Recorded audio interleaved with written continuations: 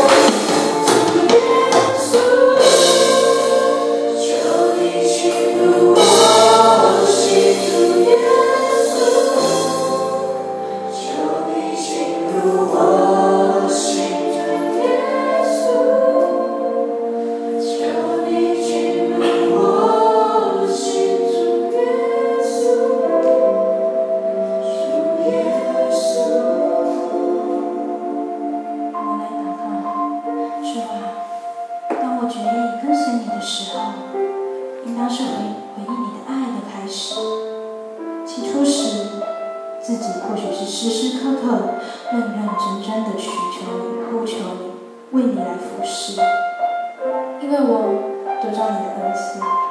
然而，在什么时候我困，我因着路的不平，或者对你的注目给打了折扣，而不再全心的来跟随你，我不清楚。我不知道我的关系与你的关系到底紧不紧密了，我们的亲密程度到哪了？而我们人与人之间的关系有破裂时，你却还是引导教导我们要与人和好，修缮关系。你的慈爱，你的不离弃，使我们知道，我们在世的你从来一直都在我们的身边。主啊，谢谢你无比的爱，无差别的爱着我们。愿我们再次更新自己，时刻提醒自己，不忘与你亲近。感谢主耶稣，祷告奉主耶稣的圣名求，阿门。